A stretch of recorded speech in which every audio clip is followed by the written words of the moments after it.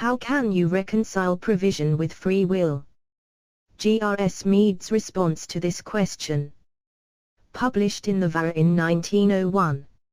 If it be true, as has been asserted by all mystical philosophers, that there is a state of consciousness in which the three modes of time past, present, and future are simultaneous, and that there is also a state of consciousness where here and there and otherwhere are identical in space, then it is very evident that the ideas of succession in time and extension in space vary according to the intensity of consciousness of any entity, that is, of any will.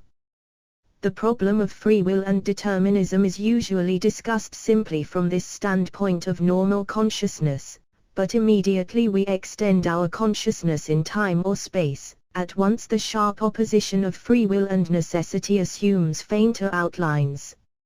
As consciousness extends, it becomes evident that the hard and solid earth shakes itself free from the bonds of its solidity, that past and present and future things refuse to be determined as they were previously by the barriers of the physical time instrument. As consciousness expands, nature gains freedom instead of having stronger shackles forged for it.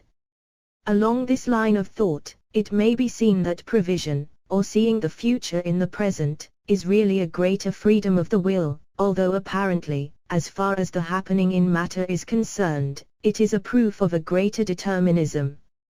But this apparently increased determinism is a fallacy due to our translating the true nature of the intensified consciousness back into terms of ordinary past, present, future time and three-dimensional space.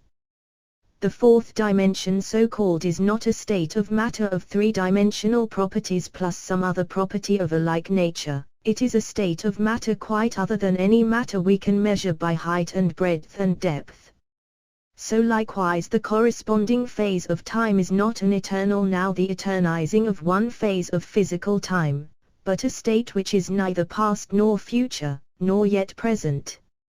Now if such states of consciousness are possible for the human will, it is evident that the ordinary determining factors that are brought forward in the usual arguments and classed as necessity, are in reality phantasmal shadows and no true shackles of the will. It must, however, be understood that the will here stands for the ground of a man's being, and not the false will which is desire, and which is determined because it seeks after the three-dimensional shadow that dances on the triple screen of time.